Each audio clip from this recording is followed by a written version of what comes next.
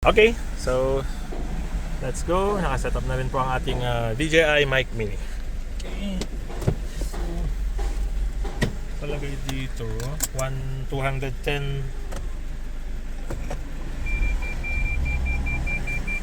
tao sa likod. Thank you.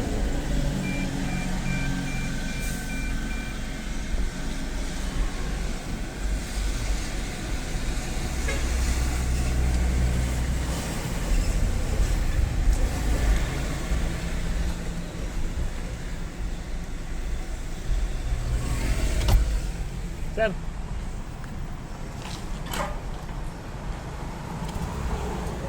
Ang merienda. Salamat. Okay, sir. Okay. Okay. So, pag namimigay tayo ng sticker.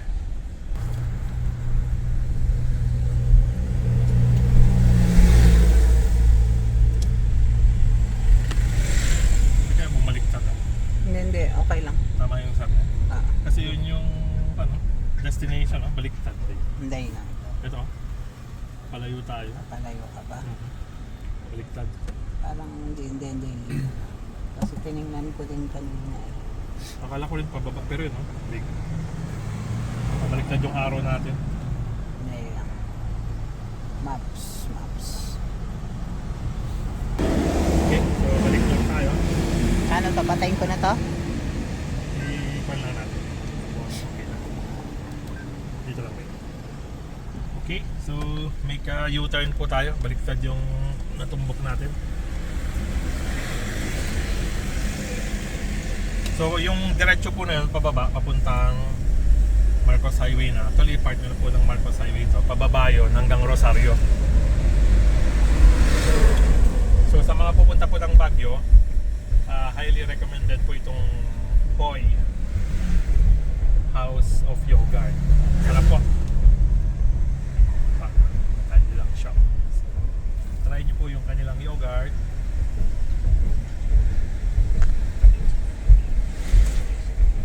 Ito siguro. Balakbak. O Santo Tomas. Yung pababa kanina.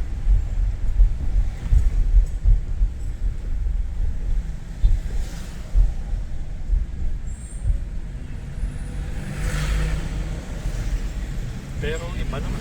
Kaya, sandali. Hindi kaya tanong tayo. Ito yata, pulis. Ito, police. Tamang-tama. Ah,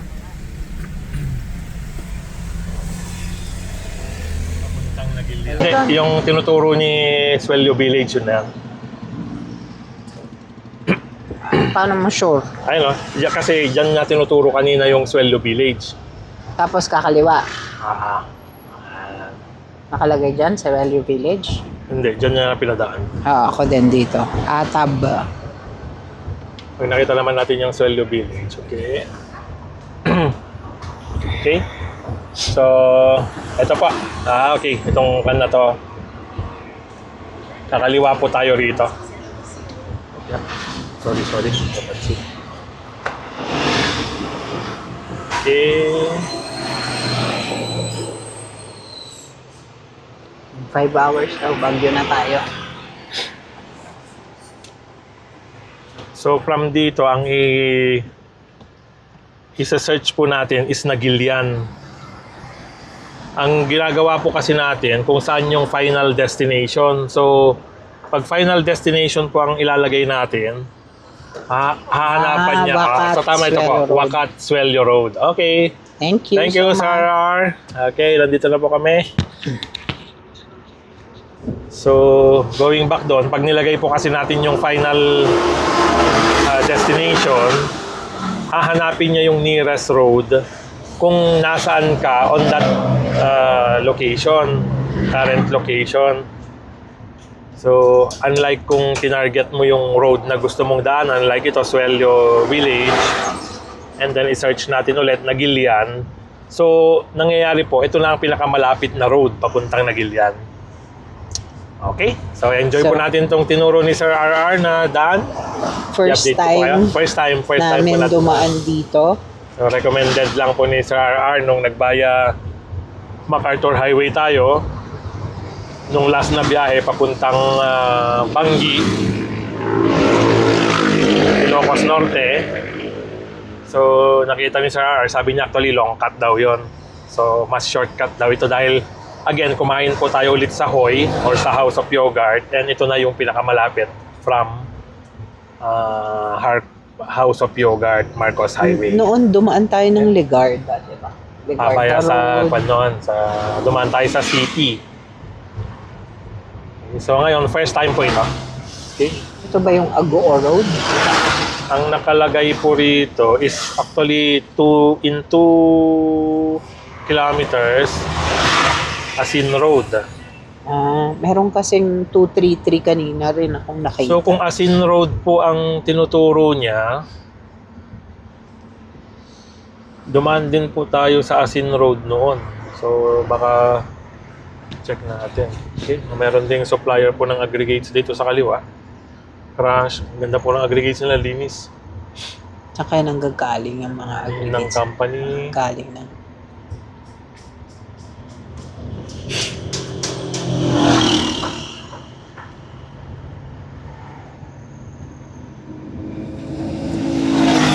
Takot ka, no? Kala mo hindi ko. Naghiwalay na. Naghiwalay siya.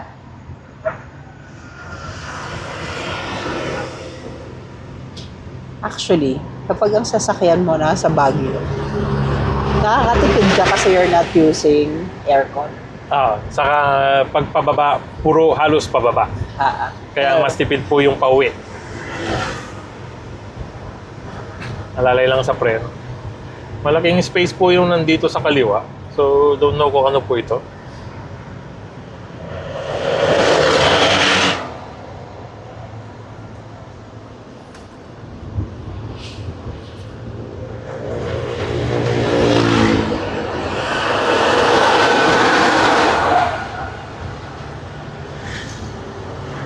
Yan po yung harap, oh.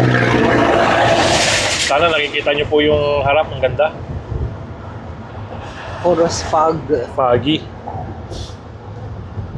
pine woods. Ang temperature po today is 24 degrees Celsius. Hindi ganun kainit, hindi rin ganun kalamig, katamtaman lang po.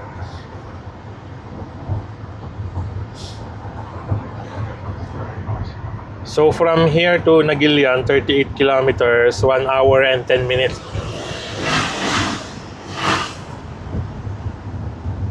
Kung tuloy-tuloy po. Kaso pag may makita po tayong magandang view, hinto po natin para pagkakataon na makita natin at makapag-enjoy ng view. Pine Bend. Maganda ng mga ano dito, no? Parang kwan po rito, yung malalaking mga bahay. Pinewood yung kanina, ito naman po Pine Bend. A. 8. Ano kaya yung 8? White pine. Bing, dumaan na tayo rito. Nung pumunta tayo sa Rebel, Okay. yung naghiwalay na daan, familiar sa akin yun eh. Saka itong view ng mga bahay. Lalabas nga po ito ng Asin Road. So, yung Rebel po yung naikwento ko nung last na visit dito. Yun po yung marami silang mga croissant. So, meron silang strawberry croissant. Mga mahihilig po ng croissant.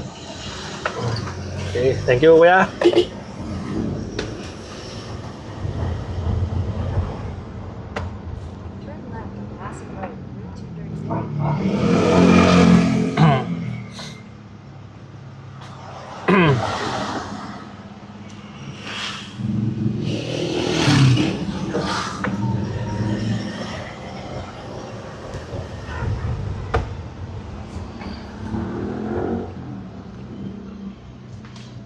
Ah, 2, 3, 4. Kumanan yata tayo na. Kasi paakyat doon sa taas yun. 2, 3, 4. Ano to? Nakita ko yata kanina 2, 3, 3. Sa other side. I'm not sure.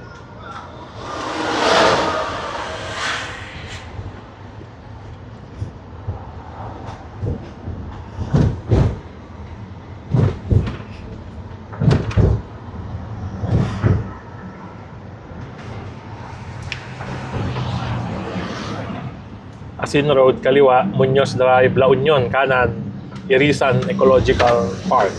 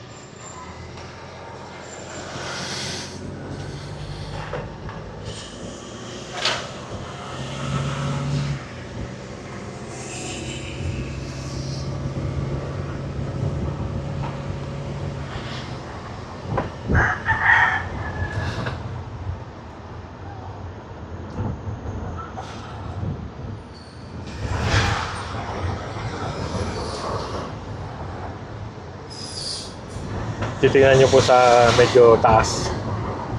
Sana clear sa Insta. Ano po? Lapit po tayo sa fog.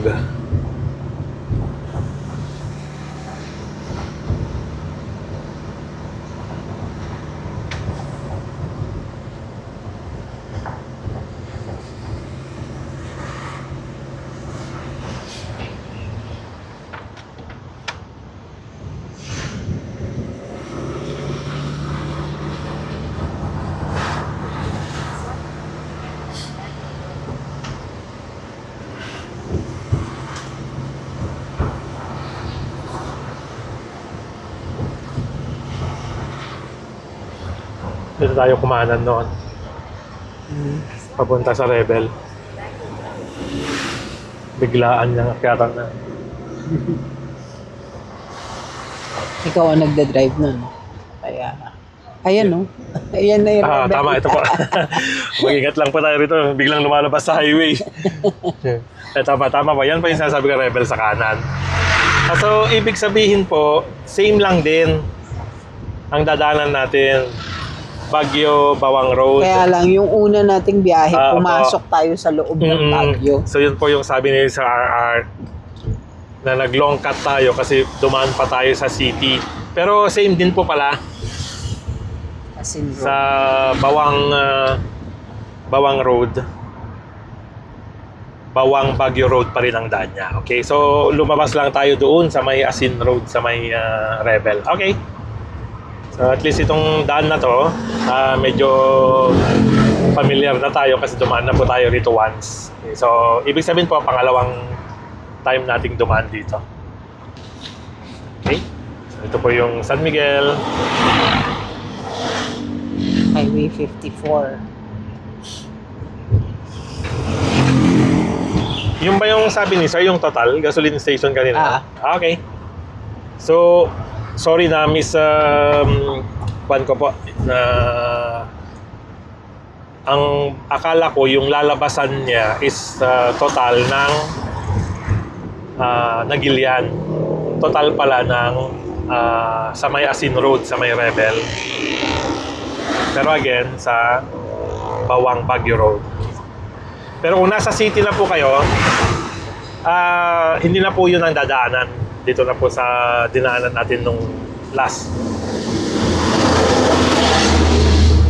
Kumbaga dahil nandun lang pala tayo sa Marcos Highway that time. So, akala ko po may ibang other access road.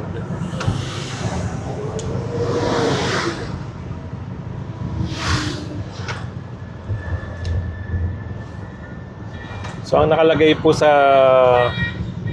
maps is Bawang Baguio Road. Ang pagkakaintindi ko po dito is MacArthur Highway. So hindi ko po alam kung part ito ng MacArthur Highway or lalabas tayo ng MacArthur Highway sa Bawang. Kasi pag na-reach po natin yung crossing doon, part na po yun ng MacArthur Highway. So yung MacArthur Highway po kasi is combination yun ng maraming interconnecting roads. May total distance po yata na I'm not sure kung 1,000 plus kilometers hanggang doon sa north. Nung dumaan tayo ng Ilocos Sur, meron pong isang lugar doon, hindi ko lang nakuha yung lugar kung saan nag-end yung Daang Maharlika. I mean kung saan nag-end yung MacArthur Highway para i-meet yung Daang Maharlika. So parang Pasukin po yata, nasa Pasukin tayo noon. So not sure. Pero again, Bagyo Bawang Road po ang tawag dito. So sa mga nakakaalam po, mas kabisado tong daan na to, pa-comment na lang po kung itong Bawang Bagyo Road is same as sa old name niya na MacArthur Highway, kung tama po. So sa mga nakakaalam po, pakinalang para sa kaalaman ng lahat. Okay? Salamat po. So palagay po is 5 minutes. So, yun po yung ginagawa nandun. Kita kong pison.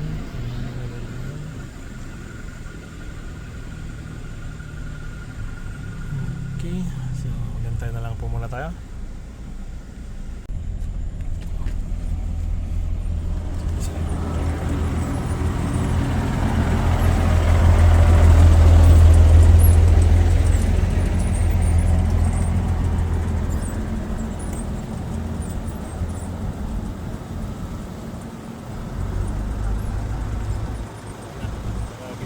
Stakan na lang.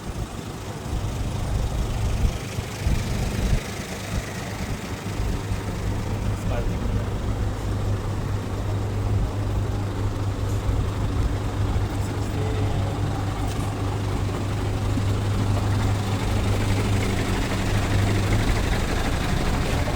Asphalt.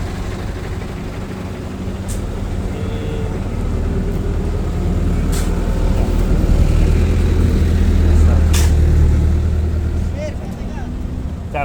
Hello, sir. Thank you for your service.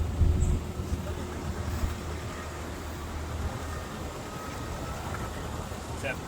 Okay. Okay. Daan na po tayo.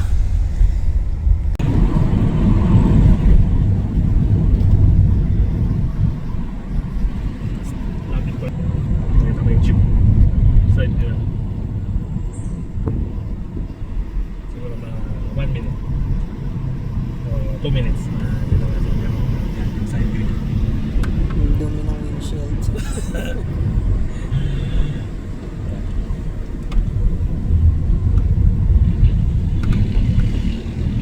Kulay. Atay. Purple, sir. Purple. Purple. Sige man ma'am, may saman nga purple. Yes po. May isang? May isa ma'am. Ano ka, sir?